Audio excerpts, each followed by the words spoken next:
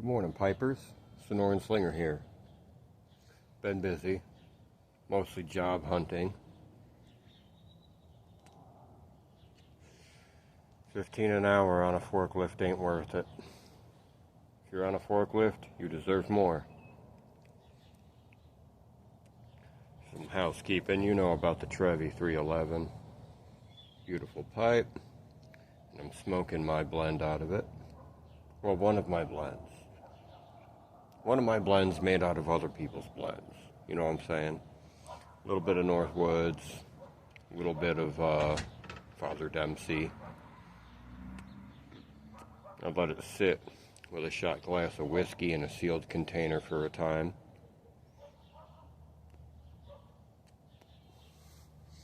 I think it was 1792 whiskey, which I thought was fitting because a lot of people are smoking that 1792 flake, which I haven't got to try yet, but I will one day.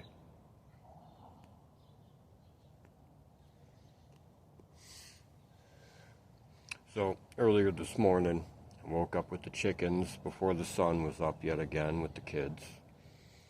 Once I got them settled in, I went and had me a pipe, and it was the kind of pipe where you just clench it and look up at the dark, starry sky, looking for weird stuff.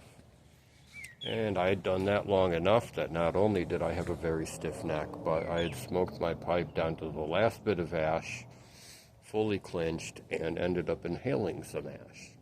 And it got me thinking. Ashing your pipe. Not everybody ashes their pipe. If I didn't get lost gazing into the infinite cosmos, then I may have tamped. But I didn't really tamp all that much.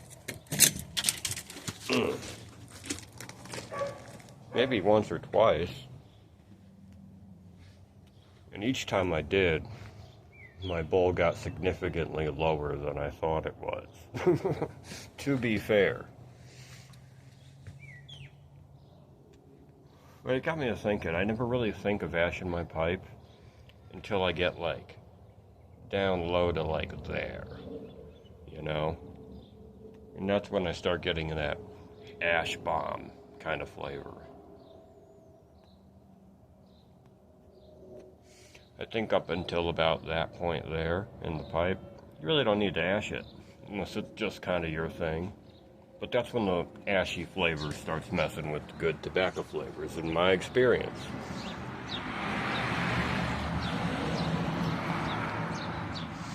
I started out, when I first started smoking, I would tamp very gently, right?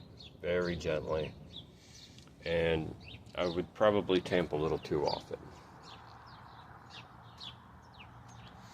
Then when I was more experienced, I was tamping less often, but still very gently. Just enough to level that ash layer down, because the ash layer helps. You do need a good ash layer.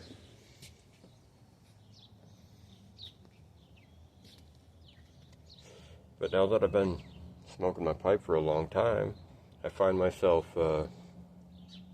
ashing in a way more according to what I need at the moment. And that doesn't necessarily mean extremely gently, less or more often anymore.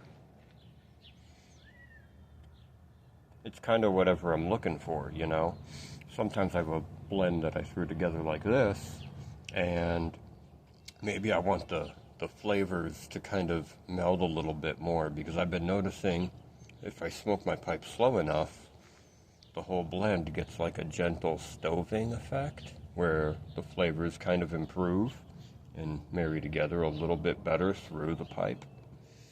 So what I'll do is I'll kind of tilt my tamper a little bit so that there's like this round kind of like mound that peaks in the middle, but I'll press a little tiny bit harder. It's like a gentle tamp and then half that pressure. Instead of just using the weight of the tamper, I'll just add a little bit to it. And I find that not only does that help kind of put the flavors right there next to each other a little better. But it also kind of helped with creating a cake, I've noticed. And now when I'm done with my pipe, if it's a new pipe and I'm trying to get that cake build, instead of swabbing out the bowl at the end of my pipe, what I'll do is I'll leave the ash in there, I'll cover it, and I'll shake it around, and then I'll just give the pipe on my knee one good slap out, and leave that ash there a little bit through the next bowl I smoke. I mean, I'm still going to run a pipe cleaner, probably a bristle brush first, and then maybe a few swipes with the soft through the stem and the shank. But I'll leave that little light coat of ash in there in the bowl. Kind of helps with the cake build at first. I don't know, just kind of some thoughts I had on the utilitarian aspect of smoking your pipe, where you gotta kind of adjust how you're doing it to help the pipe smoke better. Have a good day, folks. Snore and Slinger out.